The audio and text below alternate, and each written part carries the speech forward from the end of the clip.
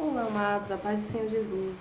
Vamos tentar gravar a palavra do dia, que se encontra no livro de João, capítulo 6, palavra bem conhecida, a parábola dos pães e peixes.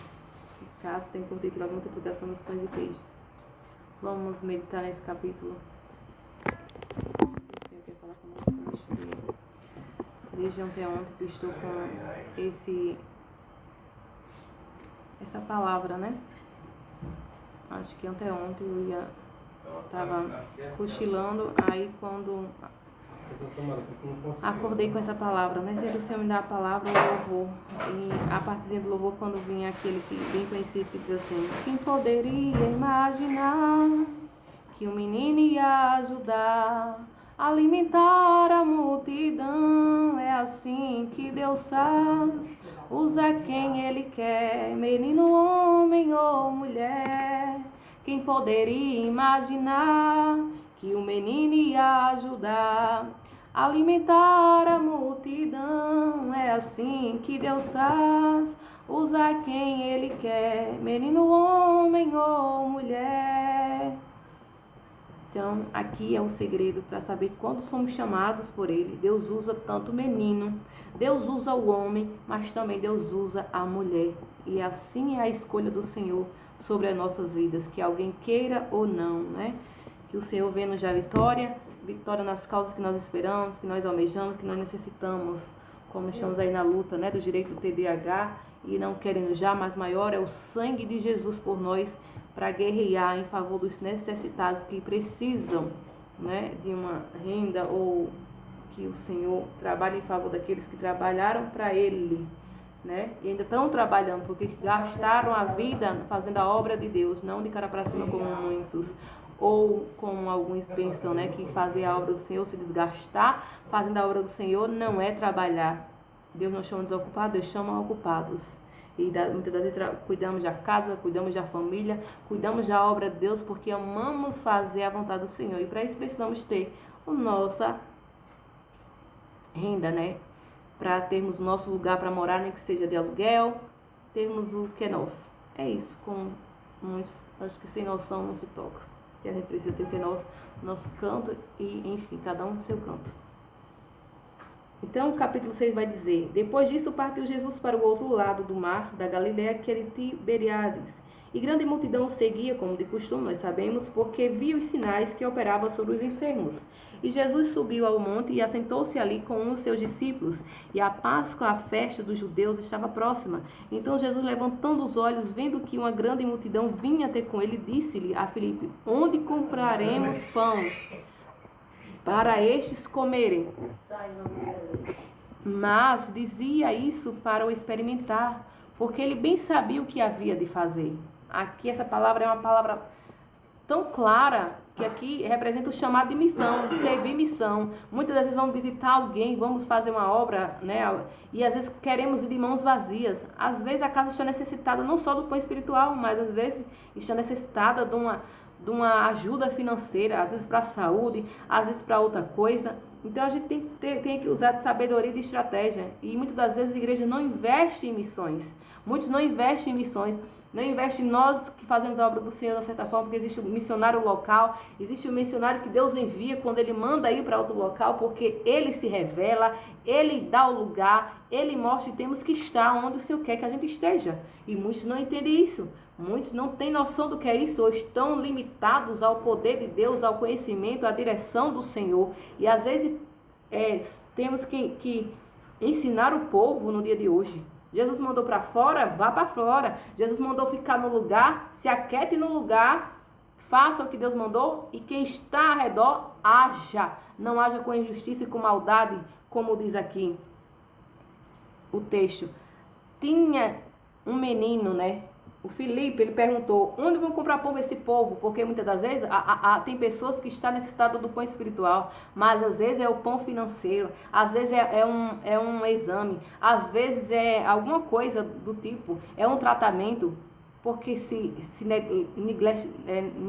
muitas das vezes nós, agora não sei a palavra, se fazemos de cegos, não é isso? olhamos para o próximo e achamos e não vemos a sua necessidade. Ou se fazemos que não vemos o que ele faz ou deixou de fazer.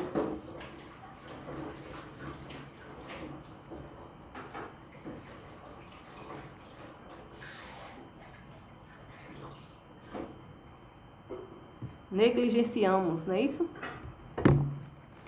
Vamos ter empatia na prática. Então Filipe respondeu: 200 dinheiros de pão não lhes bastarão, porque era grande a multidão e precisava ser alimentada, para que cada um deles tome um pouco. Mas o Senhor, como nós sabemos que Deus faz milagre, quando Ele quer fazer o milagre, quando Ele não quer fazer, nós seres humanos temos que agir, não é isso?